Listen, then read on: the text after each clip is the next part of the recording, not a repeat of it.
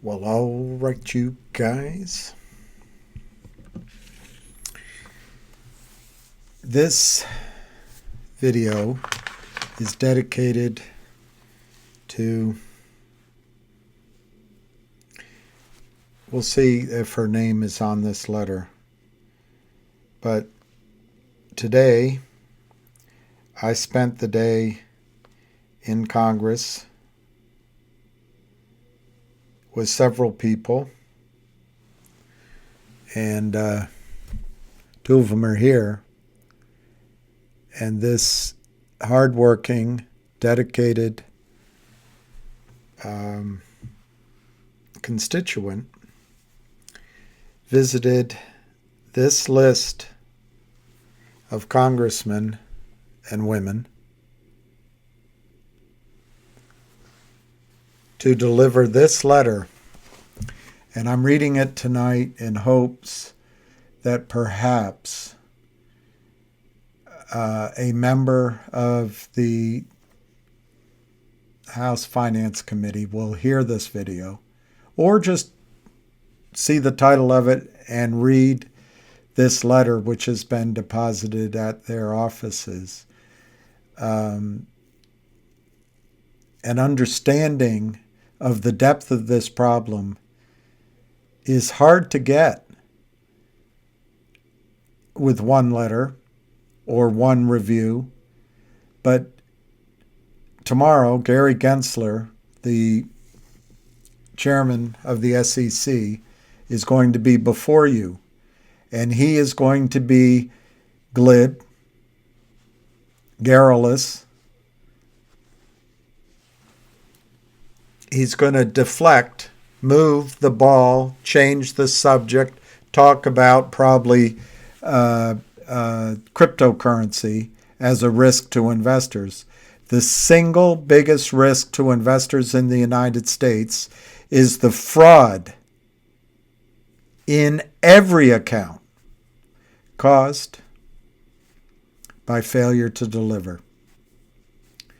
The over-the-counter markets are orphaned in the United States. So any stocks that trade below, pick a number, $5, $7, even $10, the big brokerage firms will not allow their clients to buy it, or their brokers to recommend. There's no research. If the market cap is below 350,000, sometimes it's higher, no institutions buy. There are no buyers. These companies are shut out from the capital markets, and then liars, manipulators, like the Lynn Partners out of New York City. That's Jeff Easton and Philip Vallier and some others. Or Power Up Lending, just outside of New York. Kurt Kramer, his brother Seth, and their lead henchman, Charlie Mayo. And make no mistake, these are criminals. This whole video is in my judgment, but I think as you see what's going on, you'll believe it too. But there's no bigger beneficiary of either regulatory capture or complicitness or indifference than Goldman Sachs. According to Pat Burns, 75% of Goldman Sachs prime broker comes from an obscure item called security lending, the securities desk, hard to borrow stocks. Of that,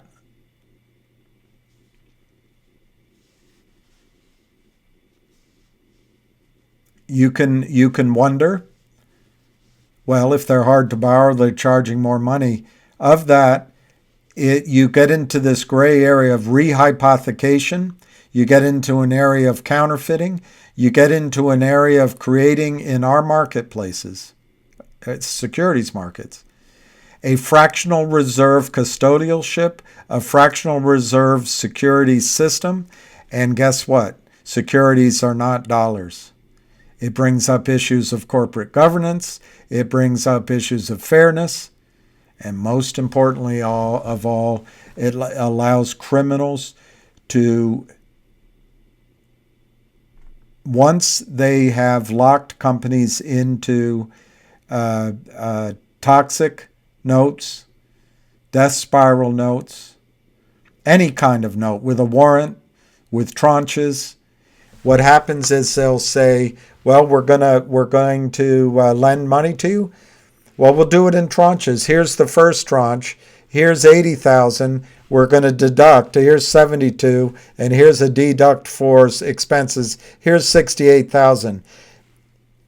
If you pay us back within 6 months, there's a 25% penalty. But it's off of par at 80,000. If not, we'll give you a tranche at any time. It's in our case. We'll issue the tranche to you. We have a call on your stock. Add a formula that is as simple as the lowest price over the last 5 trading days, minus 40%. So they always win. There's no research. There's no buying. It's like shooting fish in a barrel. Once they have an attorney sign off on this, and in the case of Kurt Kramer, their in-house attorney is a gentleman named Richard Nadich. Once he's signed off, the prime broker that Kurt Kramer uses is Alpine Prime Brokerage, who is in trouble. These names and groups, they're all been in trouble before the SEC and FINRA. Yet they continue to rob and pillage the American financial system. Why? What's the benefit? What's the protection? The answer, by the way, is really simple. Enforce the rules. There are no gray areas. There are no loopholes. This isn't a situation where lawyers can debate. As you're going to see, when an American investor puts up cash at settlement with their brokerage firm, they're supposed to get stock at settlement. In the United States, there's 4 tickets: the buy ticket, the sell ticket, the short ticket, which is if you borrow the shares. And that's the course of business. Now, you're going to hear all about how shorts cleanse the market from the abuses of CEOs. You're missing the point. The abuses come in the 4th ticket, which is Reg Show, the market maker exemption. So guys like Ken Griffin at Citadel can set up market makers, and he'll say, well, we're providing liquidity. Really? How come it's only on the way down? From an arm's length. Big pools of money, for example, well, I'll leave names out, but big pools of money that you know. At arm's length, they hire these criminals, like a Kurt Kramer or others, give them money, they split the profits, but it's all at arm's length, and they get these companies all smiles at first, and then when they're locked in, that's when hell comes to breakfast. And it doesn't stop. It's relentless. They drive these companies into what is called seller box. It's called seller boxing. You get the stock down so low, any which way the company looks, they lose. If they have good news, they get sold off. If they have no news, they get sold off. If there's bad news, of course they get sold off. And then if they need money, it just dilutes the company into oblivion.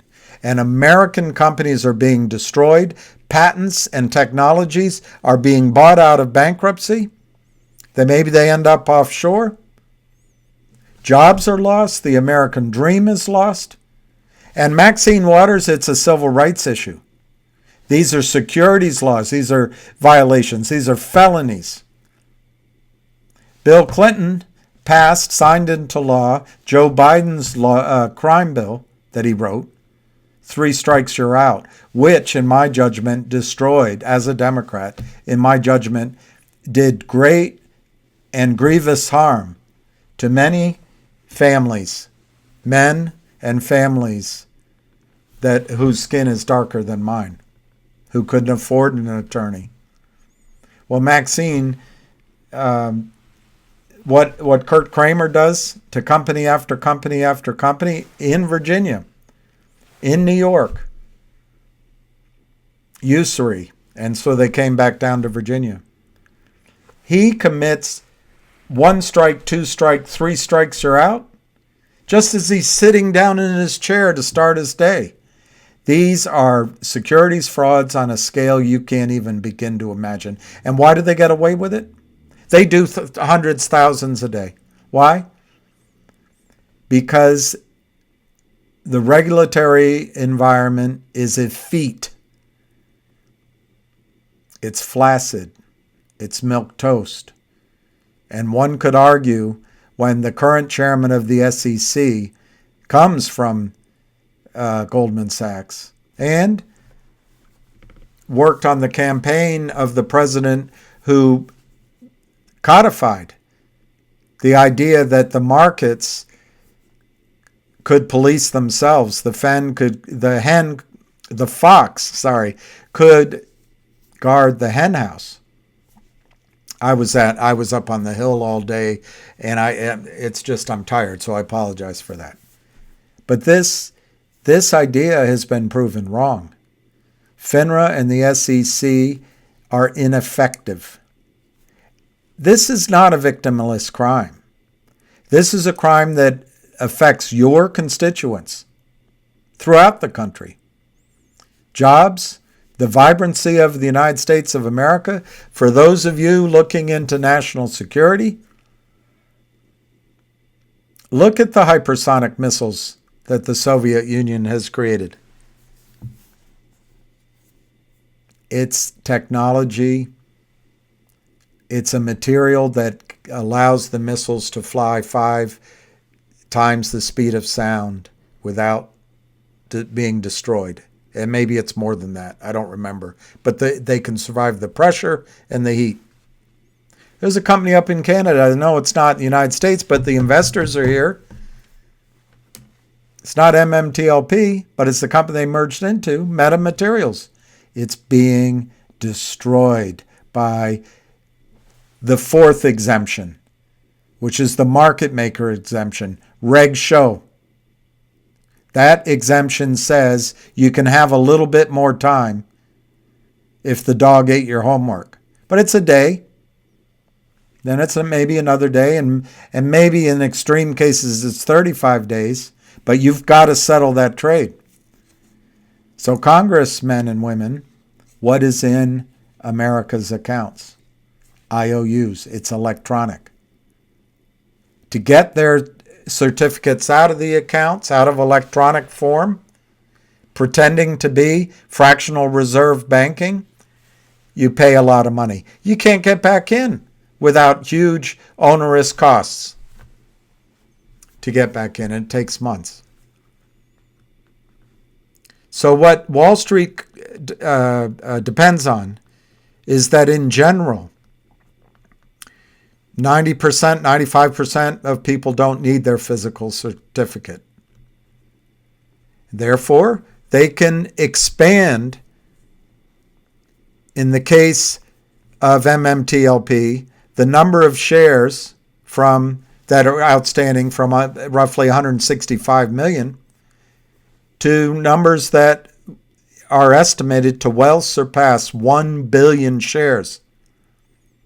Well, normally, as FINRA responded, just let it go trade into NextBridge. Let the short carry over there. Well, that's the answer they usually do. Just let it float over. And so you've got a generation of people. You've got 100,000 people at a minimum with MMTLP, 75,000 people with GTII. You've got MMAT. You've got the companies that the Lynn Partners attacks, Yorkville Advisors, and others, their legion. Benchmark Capital brings these companies in for the slaughter, in my judgment. And what's happening is it's pretty simple.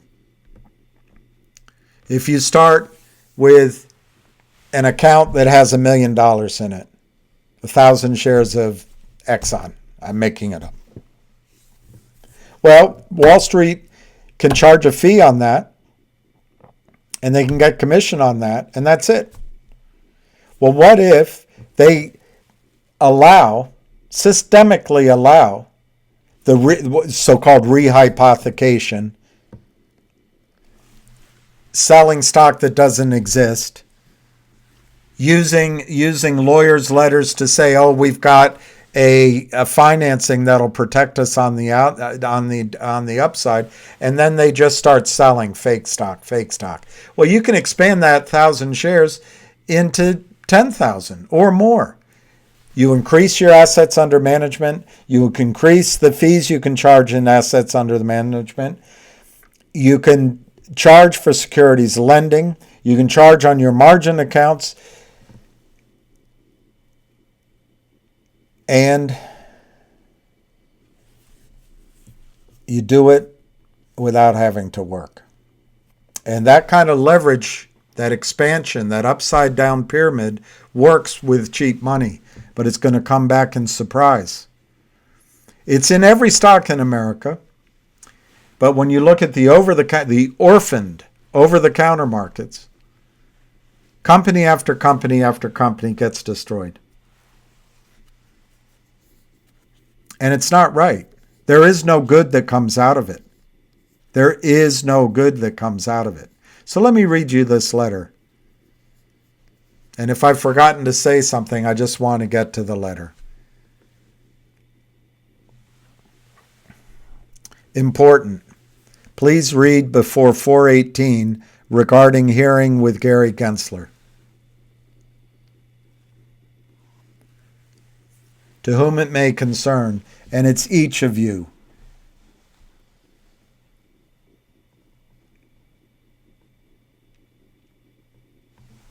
On the Finance Committee. To whom it may concern. I should have gotten my glasses. I wanted to take time to introduce myself to you. My name is Anna, Queen of Hearts. I am a proud mother, a business owner, and an advocate for free and fair markets. I invested in MMTLP with funds from my self-directed IRA and life savings. I've learned since the U3 halt that my IRA cannot transfer into a private company, which was never my intention to begin with. FINRA halted trading 2 days earlier from what the S1 communicated.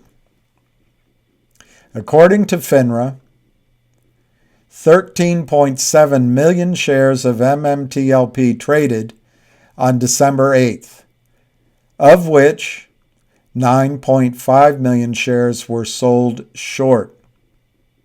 Now, I'm going to interrupt a couple of times. Remember, Wall Street wants to confuse you. Gary Gensler wants to confuse you. There's a difference between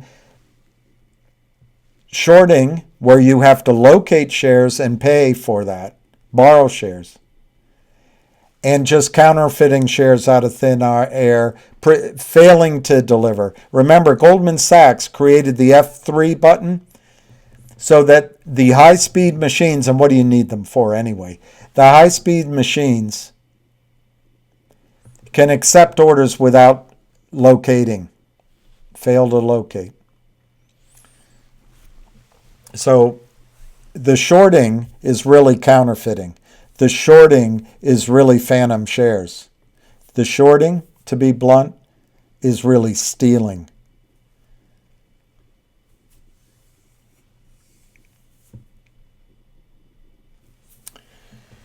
According to FINRA, 13.7 million shares of MMTLP traded on December 8th, of which 9.5 million shares were sold short.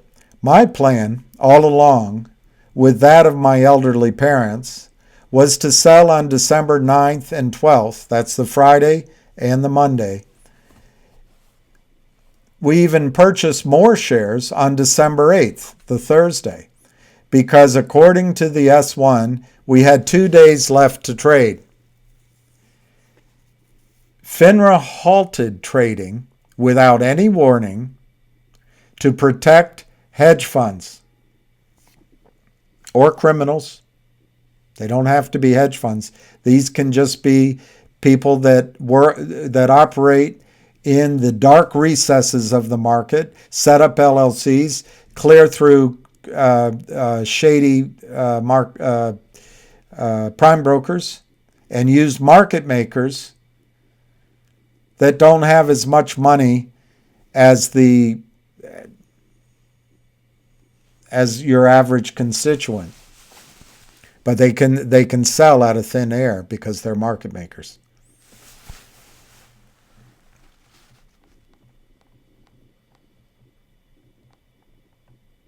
FINRA halted trading without any warning to protect the hedge funds, which should have never been allowed to short the stock on December 8th, driving the price from roughly $8 to $2.90 a share on December 8th. And in full disclosure, I purchased not a lot, but some shares of MMTLP on the 8th, the 7th and the 8th, at almost $8. So, but that's not why I'm reading this to you.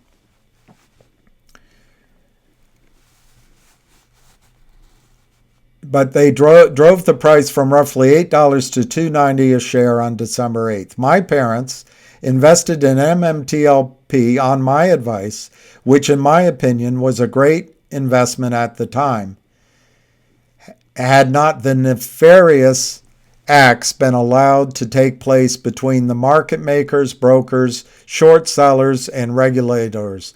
Together, we invested a lot of money. I can say the MMTLP community appreciates the efforts currently being made by Congress, but feel more action is required. While the story of the preferred Series A shares issued by Torchlight Energy Resources, this was a company that was built to develop a resource that we need in this country, oil, out of Texas, which itself was under attack by these criminals and these counterfeiters, and without any supervision by or oversight by the SEC. Remember, the SEC is a revolving door, and people want to move on to higher positions. All it takes is the enforcement of one of these rules and putting one of these people in jail or prison, and it'll all stop. Then your self-regulating will come back.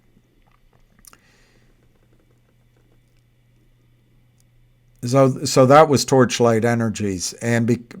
Okay, I'll start that sentence. While the story of the preferred A shares issued by Torchlight Energy Resources Metamaterials is no different than any other small cap company that is heavily shorted by Wall Street, remember the distinction.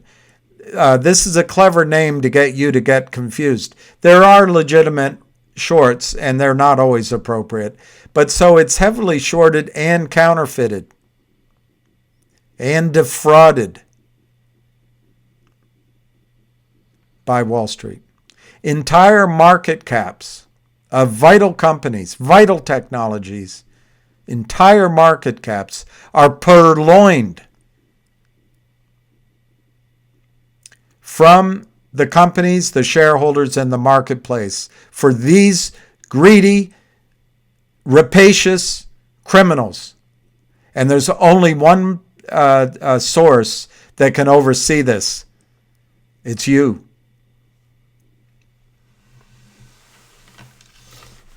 While the story of the preferred Series A shares issued by Torchlight Energy Resources, Metamaterials, is no different than any other small cap company that is heavily shorted by Wall Street, it is unique in that FINRA stepped in and protected the over-leveraged institutions that have continuously shorted these companies into oblivion. Also, from October 21 to December 22, market makers and FINRA made an untradable dividend share tradable on the OTC market without authorization from the company when it became ticker symbol MMTLP. This was a stub which was meant as a distribution to shareholders. It was a private company. But the criminals established it for trading, and it was approved by FINRA and the SEC. And while Gary Gensler is going to tell you the dangers of crypto, let me tell you this. This right here, this transaction here, could topple one or two prime brokers. It could bring down one of the major investment banks, which to me, at this point, why not? But if you want to save the banks and the financial system, you have to listen up. There may be 1 billion counterfeit shares out there that at $1,000, if that's the cost of covering this problem, and it very well may be, it's $1 trillion. There's nothing Gary Gensler is going to talk about on the 18th before you that could rattle the markets any more than his studied avoidance of the over-the-counter markets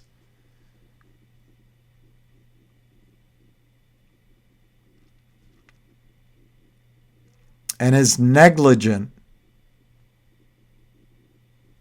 oversight of the action taken by these criminals.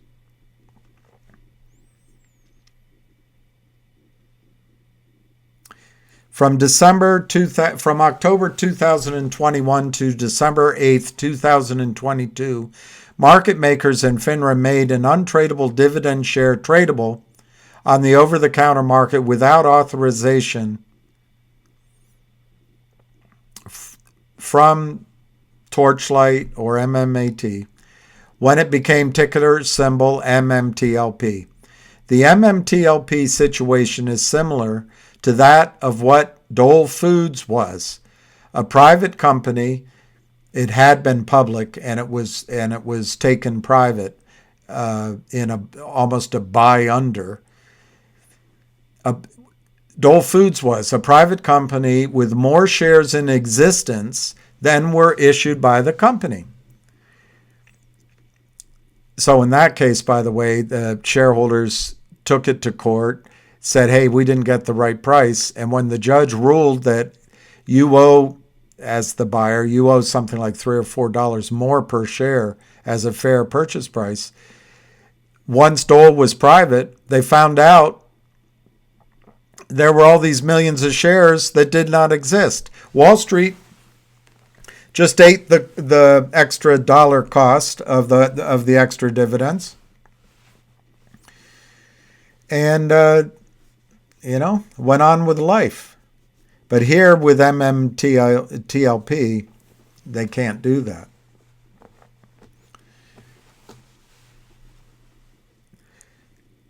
For example, the OTC Market Group CEO, R. Cromwell Colson, admitted on his verified Twitter account there are still open short positions in the private company. MMTLP is currently an active crime scene where 65,000 investors, like me, had our opportunity, savings, IRAs, and 401ks stolen from us. We have sent over 10,000 complaints to Congress, FINRA, SEC, DOJ, IRS, DTCC, and the OIG. You should ask Gary Gensler if he's embarrassed. All he has to do is enforce these rules. Do it once. Instead, your constituencies have to go to these lengths. It has been 125 days since FINRA halted trading to protect the hedge funds and market makers, which would have exposed these nefarious acts. Meanwhile, they did this at the expense of 65,000 people, investors. Some of these people have lost their homes, life savings, and even have committed suicide over FINRA's actions. FINRA has had these hedge funds and market makers sit on their board, which is a complete conflict of interest. The result of the halt 125 days ago has given me and other retail investors time to organize and become very educated on stock market manipulation and the creation of counterfeit shares throughout the markets. The circumstances surrounding MMTLP have galvanized me in a way that I could not anticipate. The MMTLP community members have created MMTLPstudios.com, MMTLPstudios.com. Its mission is to collect the stories of MMTLP investors and document the circumstances regarding the situation on a more personal level. We hope this brings more awareness to not only the issues surrounding MMTLP, but the human toll hedge fund market corruption is having on average Americans every day. I personally have started a daily Twitter space where we brainstorm quote-unquote action plans for the day to bring more awareness to the problems in our capital markets. This is something Gary Gensler could do with just a modicum of attention and work. He's got 45,000 people, multi-billion-dollar budget, and the systems are in place. This isn't hard. It's real simple. It's settlement.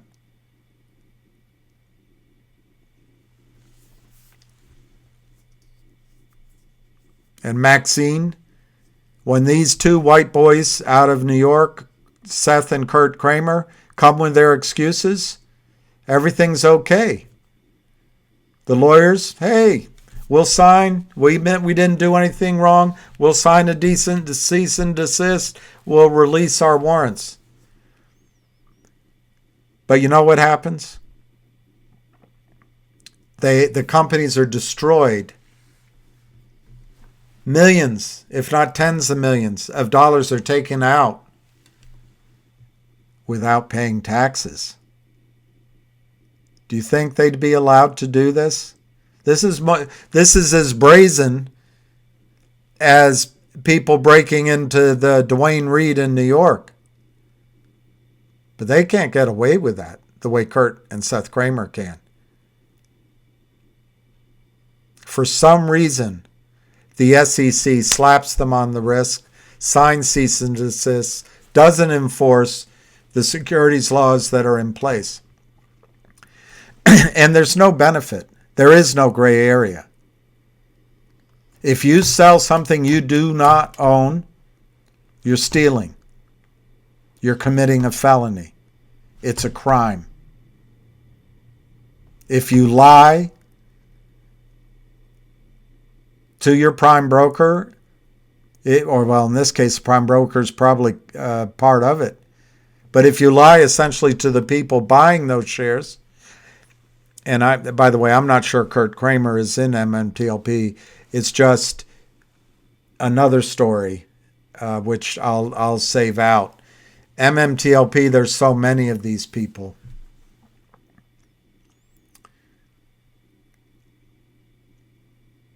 So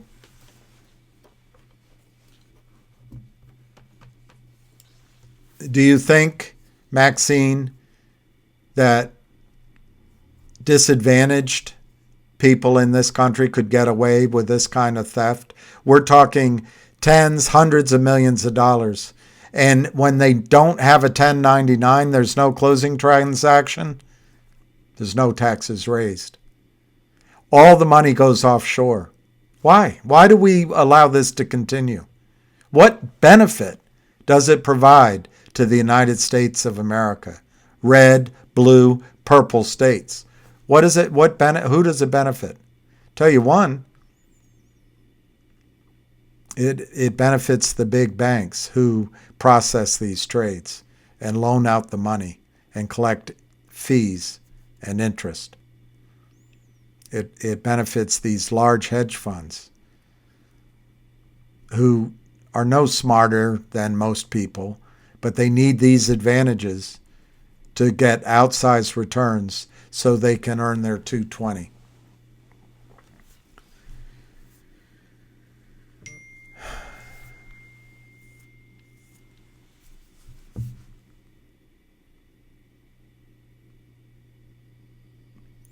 The result of the halt 125 days ago has given me and other retail investors time to organize and become very educated on stock market manipulation and the creation of counterfeit shares throughout the markets.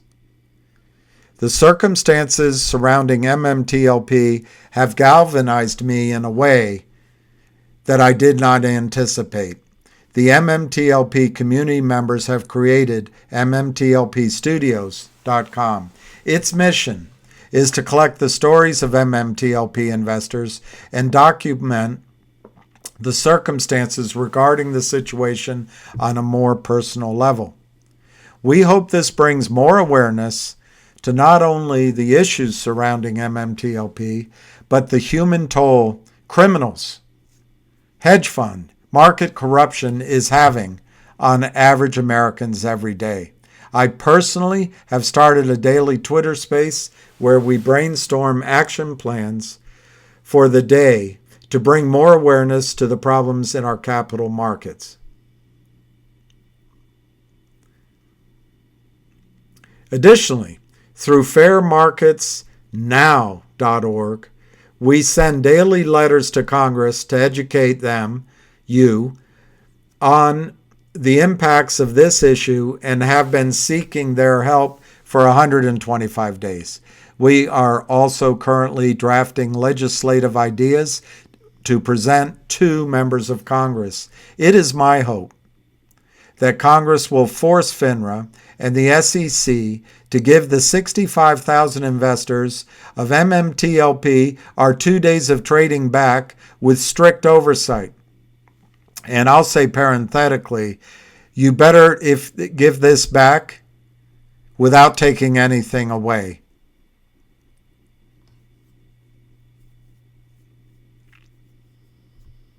The criminals used a distortion of supply and demand for years, selling shares that did not exist. It may be 1.5 billion shares that do not exist. They obscenely slanted the supply of MMTLP shares in their favor, crushing the stock price, stripping that money out of the market. And now, in 2 days, they have to cover. Well, boys, and they're probably mostly men, payback is difficult. And supply and demand, now there'll be a lot more demand than supply. And who are you? Who am I? Who is the market to say that investors don't have a right to benefit from that imbalance, which was created by the criminals? The investors did nothing wrong. Prime brokers might have. Market makers certainly did something wrong. And the broker-dealers are either really bad at their job or they're complicit. The need for strict oversight during the trading process is necessary, as a FOIA request was recently granted, providing that the CEO of FINRA and many unnamed people at the SEC, was recently granted, proving that the CEO of FINRA and many unnamed people at the SEC were aware of the fraud surrounding MMTLP for over 1.5 years, and even pulled the blue sheets on December 5, 2022. The MMTLP community is asking Congress to question Gary Gensler tomorrow on April 18, 2023, the following questions. 1. Is the SEC aware of the MMTLP U3 halt and the investigation by FINRA into the listing, trading, and halting of MMTLP? 2. Has the SEC seen the blue sheets on MMAT and MMTLP because of this investigation? 3. Has the SEC determined that there was an imbalance in either MMAT or MMTLP? If so, what are those numbers, and why doesn't the public have those numbers? 4. If there is an imbalance, has the SEC opened an investigation into the participants of the fraud, and what went wrong to allow this to happen? 5. Has the SEC investigated any of the short sellers or market makers who were short the MMTLP, counterfeit position after the merger between Torch and MMAT? If not, why not? If so, who? 6. Has the SEC investigated the role of the OCC and their lack of oversight in the options clearing process, allowing market makers and option holders to carry an unsettled position in a security which was designed not to trade? 7. Has the SEC asked FINRA for all the communications it had with market participants and FINRA reps on the MMTLP situation from start to finish? 8. Were any market maker participants tipped off to the U3 halt, as trading was very suspicious on the last 2 trading days? 9. Who was FINRA protecting when issuing the U3 halt, retail or institutions? 10.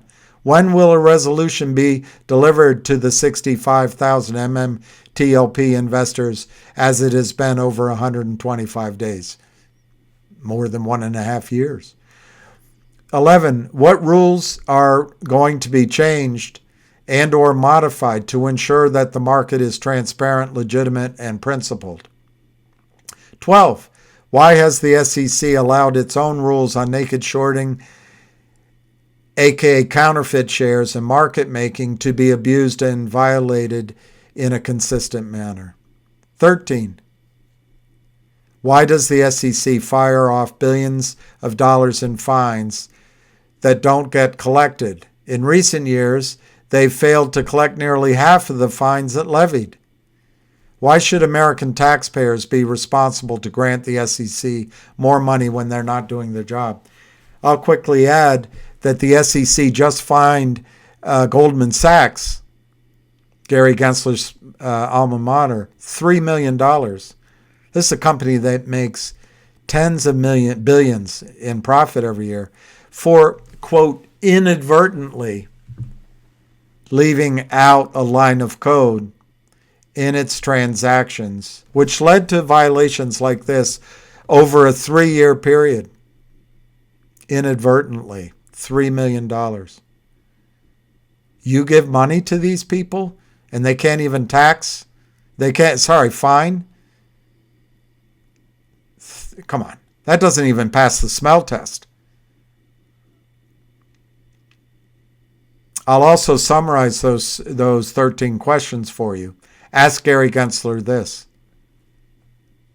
Chairman Gensler, what is in my constituents' accounts? They put up the cash. What is in their account?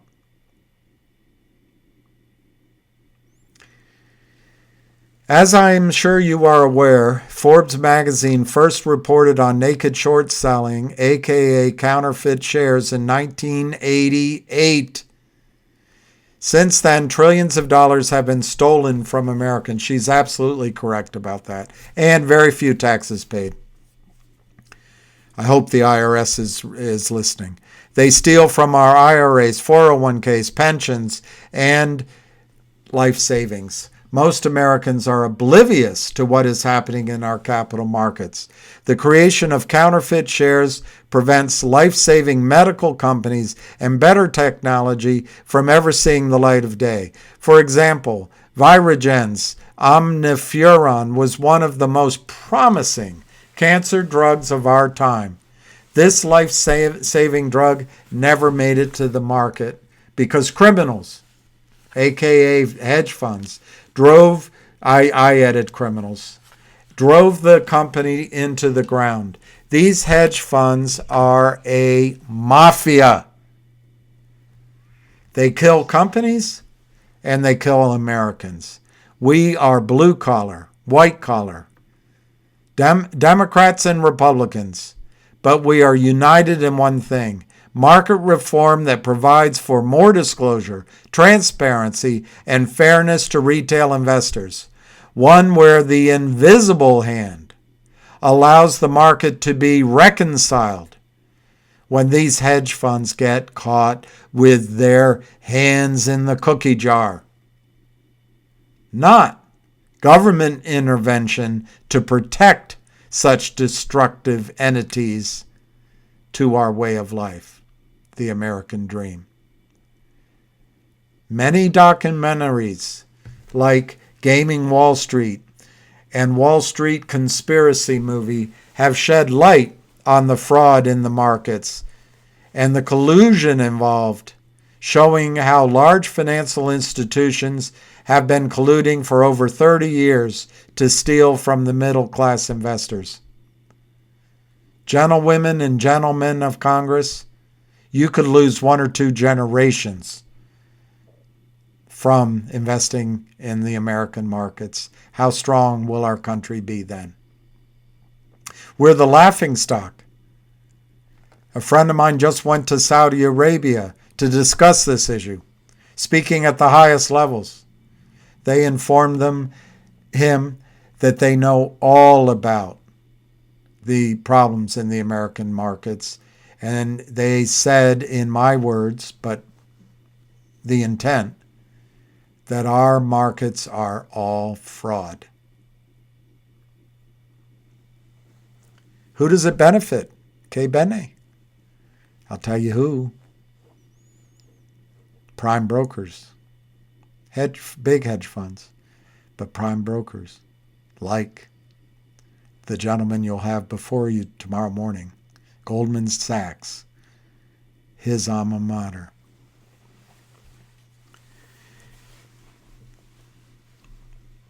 As Pat Burns says, Goldman Sachs is a stock loan department with the name of the investment bank on the door.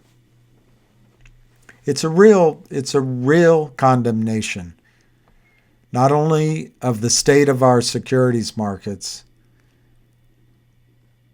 of this inane idea that greedy men and women can self-regulate.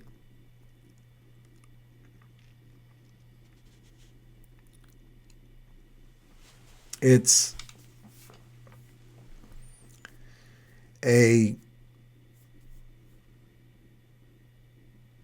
the emperor's the emperor wears no clothes moment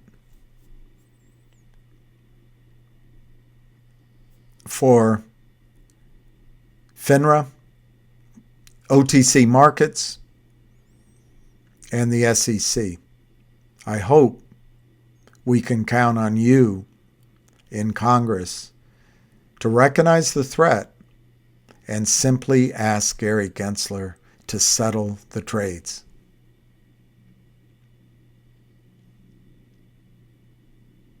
It's not that hard. It seems that we vote our representatives in Congress into power believing they have our best interest at heart, only to learn that many in Congress accept large amounts of money from Goldman Sachs, banks, I added that, my words, accept large amount of money from hedge funds. Then these same congressional members vote against bills which would protect people's investments. For example, Congresswoman Maxine presented Bill H.R. 4618, which calls for, quote, greater transparency with regards to short sale transaction and better position reporting of derivative holdings, which will protect investors and help maintain fair, orderly, and efficient markets, unquote.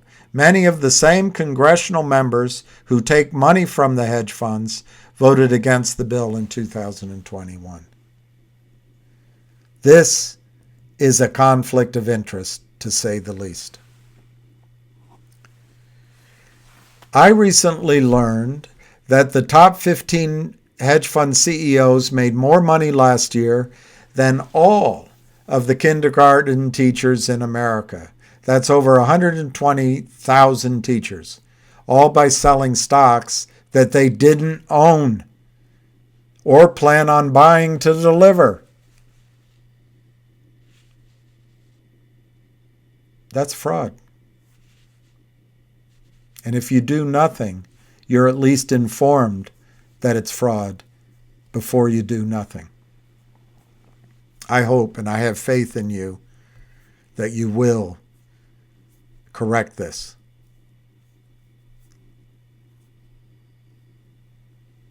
Mr. Gensler, why haven't you settled the trades? Reg Show was put in place in 2008 to give time to settle the trades. It's only gotten worse, much, much worse. How many extensions do they need? Should we bring back the uptick rule? Should we have a separate regulatory organization to regulate market makers to make sure they're bona fide, that they actually maintain an orderly market? Should we give retail investors a reg buy so that they can buy stocks with a promise to deliver cash in 35 days? Unlimited ability to do so. It's the only way to make it fair as it stands right now.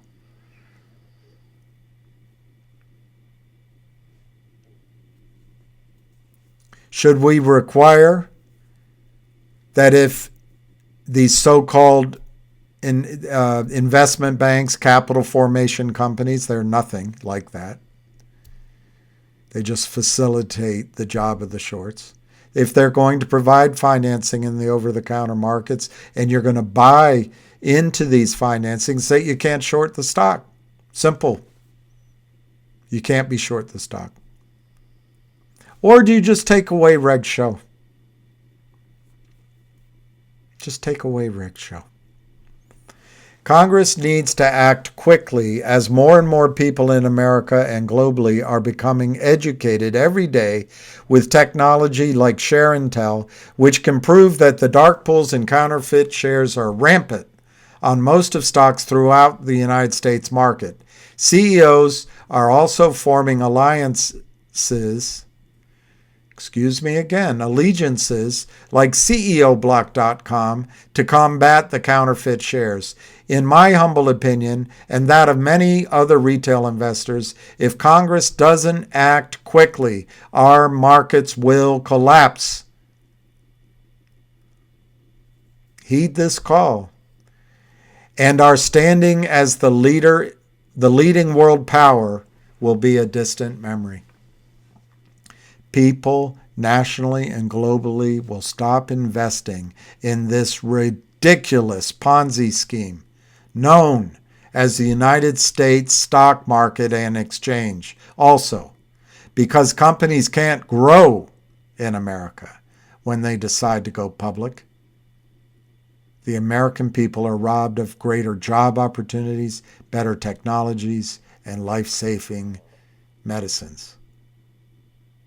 Many of the market laws in place today were created by Bernie Madoff. The manipulation of the markets now is bigger than FTX, Madoff, and the 2008 bank housing crisis combined. The lack of resolution for retail investors is unacceptable.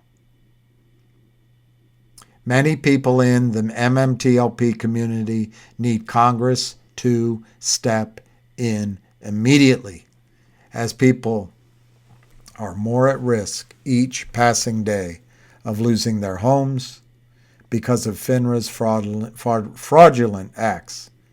This is a bipartisan issue, and our elected officials need to stop protecting criminals, my word, hedge funds, and start protecting honest, hardworking Americans, my words, protecting the people who voted them into power. For more information, MMTLPresources.com, MMTLPstudios.com, fairmarketsnow.org. Sincerely, Anna.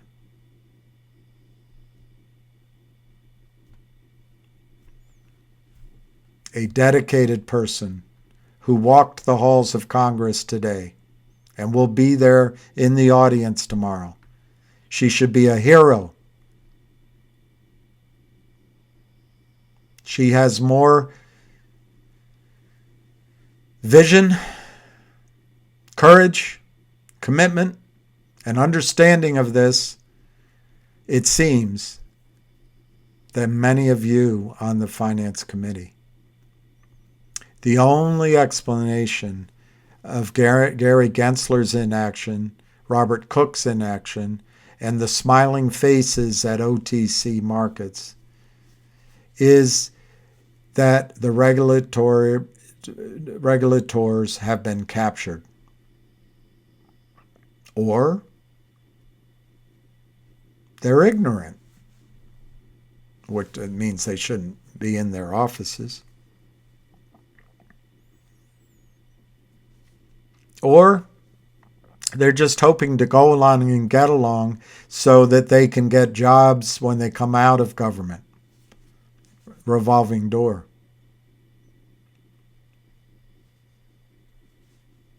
Or they're lazy. There are no other choices.